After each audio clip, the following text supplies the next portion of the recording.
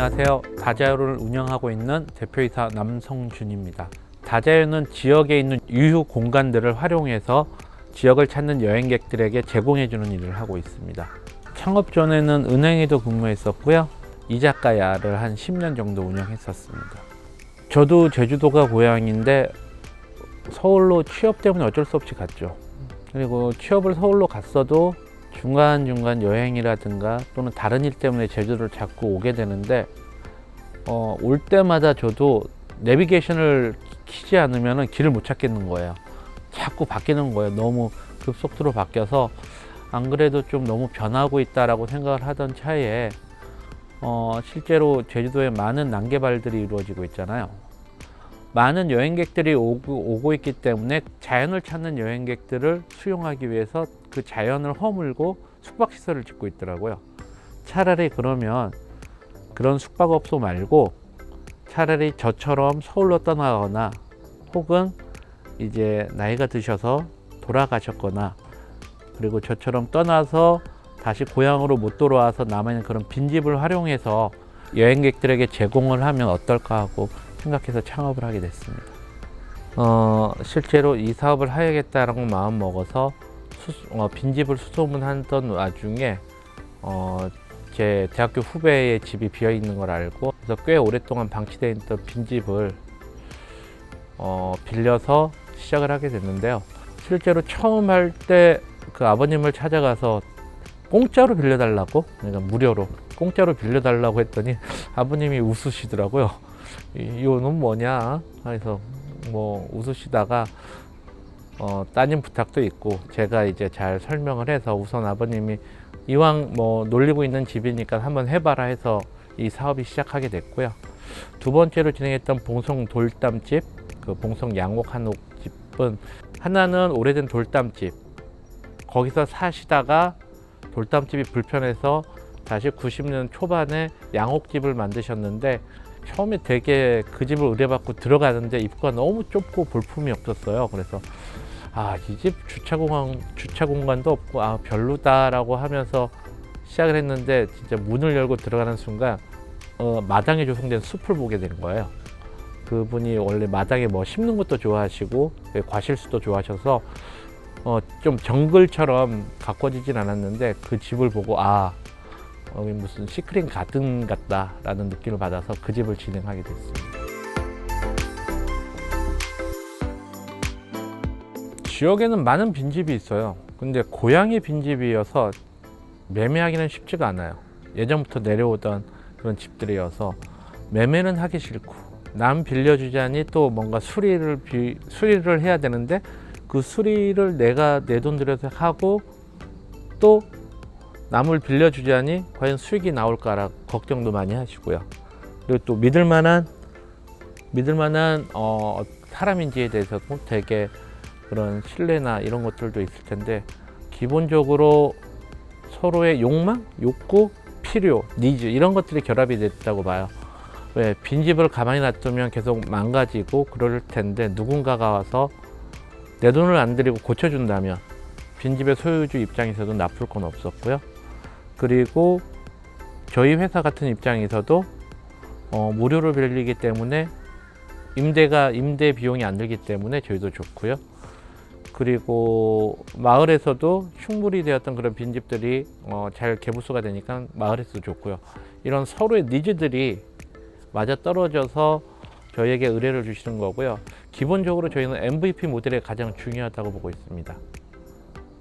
도순 돌담집이라는 첫 번째 우상 임대를 받아서 잘 고쳐서 남들이 좋아할 만한, 갖고 싶어 할 만한, 그리고 살고 싶어 하는 그런 공간을 만들었기 때문에 그걸 보시고 이제 많은 의뢰들을 해주고 계십니다. 일단 신뢰도 있었고요. 실제로 만들어졌기 때문에 그런 거에서도 이제 많은 걸 보시고 저희에게 연락들을 많이 주시고 계십니다. 4,000평 감귤밭과 거기서 오랫동안 살았던 집, 그리고 감귤 창고, 이걸 저희한테 의뢰를 주셨는데 다자유가 10년이든 20년이든 30년이든 하래요. 네? 저희가요? 대대로 내려온 거라서 팔진 못하겠고, 자식은 이제 뭐 서울에 있는 S대 의대를 다니고 있어서 다시 내려올 일이 없다. 남 죽인 그러니 다재유가 와서 이걸 잘 재생하고 잘 가꿨으면 좋겠다라고 의견도 주시고, 뭐 거의 보시면은 이제 할머니 할아버지들이 돌아가시거나 요양원에 들어가셔가지고 비어있는 집들, 꽤 오랫동안 비어있는 집들에 대해서 의뢰들이 좀 많이 들어오는 편이에요. 이렇게 제주스러운 공간을 만들어줘서 고맙다라는 의견. 저희는 묵어주셔서 고마운데 그분들은 이제 이런 공간을 만들어줘서 고맙다는 그런 의견들을 많이 주시고 있고요. 단 한 번도 밖에 안 나갔다고 그러시더라고요. 몇 박을 있으면서도 공간이 너무 예뻐서, 너무 세심하게 디테일하게 만들어주셔서 안 나가셨다고 하고, 그리고 가장 또 기억에 남는 것 중에 하나가 여기서 힐링했다던가 딸들이 좋아한다 이런 것들이 많았는데, 가장 기억나는 글귀는 남모르는 사람이 와서도 보아도 초등학생들이 웃으면서 인사하는 마을. 약간 저희 공간이 단순하게 공간이 아니고 지역이나 마을로 확장하는 그런 의도가 잘 반영된 글이었다고 보고 있습니다. 우선 크라우드 펀딩을 하게 된 계기는, 첫 번째 펀딩은 실제로 이제 자금이 많이 부족했기 때문에 저희가 시작을 했고요.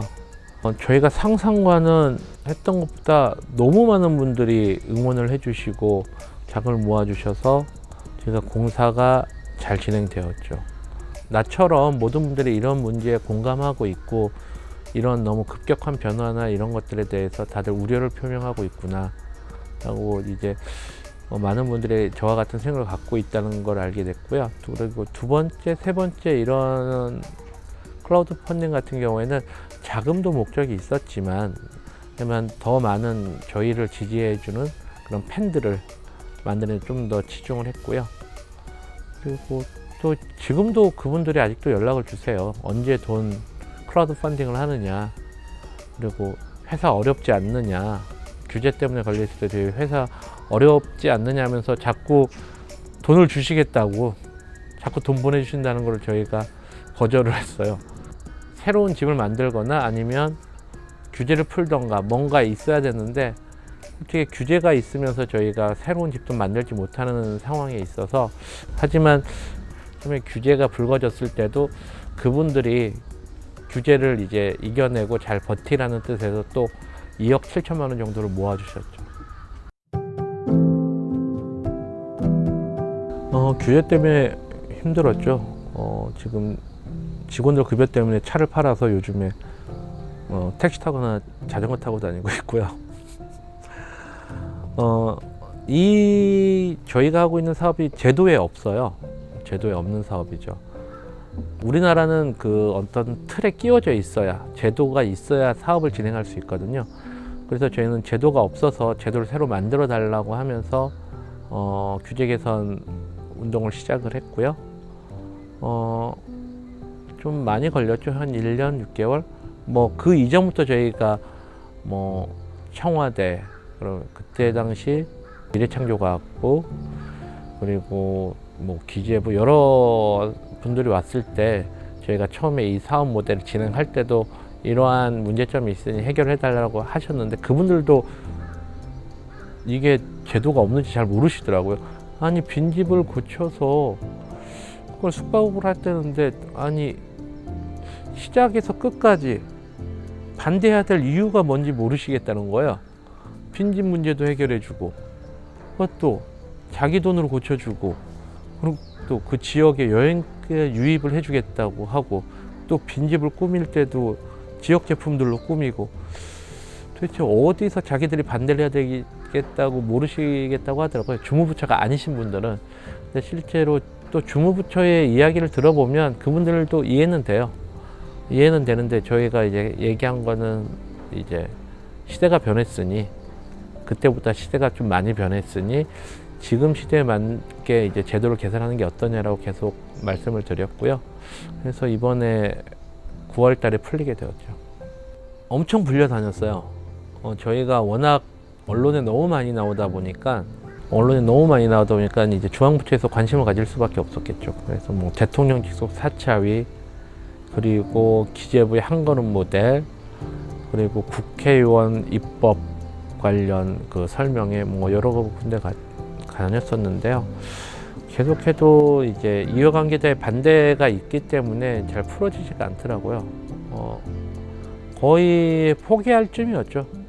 정말 포기할 쯤이었는데 다행히 기재부에서 한 걸음 모델이라고 이해 당사자들이 맞붙이는 그 부분에 대해서는 자기들이 들어와서 해결을 하겠다 라고 해서 한 걸음 모델을 통해서 저희가 해결하게 됐죠.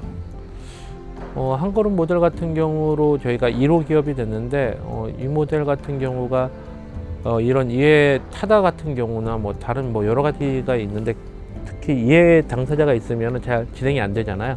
정부에서는 이제 거의 손을 다 놓는 경우가 있는데 이번 경우에는 적극적으로 개입을 해서 이해 관계 당사자들끼리 조정을 했다는데 큰 이의가 있고 저희도 이런 단순하게 규제 샌드박스가 아니고 한 걸음 모델로 통과하게 돼서 좀 의미 있게 생각하고 있습니다.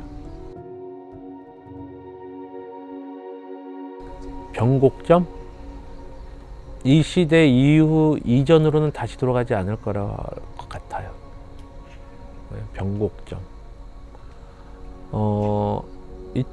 1997년 IMF를 겪었는데 그때 생겨난 비정규직이 다시 되돌아갈 수는 없잖아요.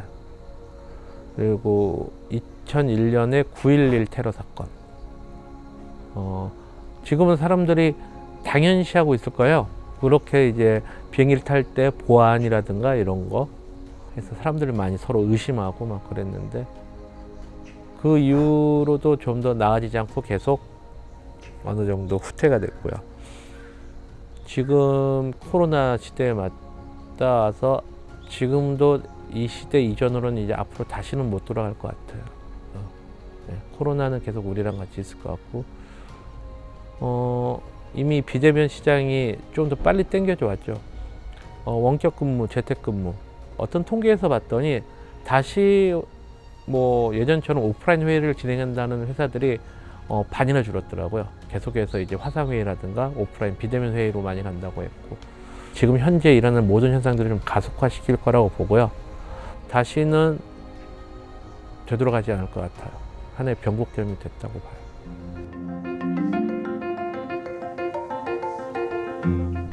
새로 창업하는 분들에게 제가 조언을 할 입장은 아니라고 봐요.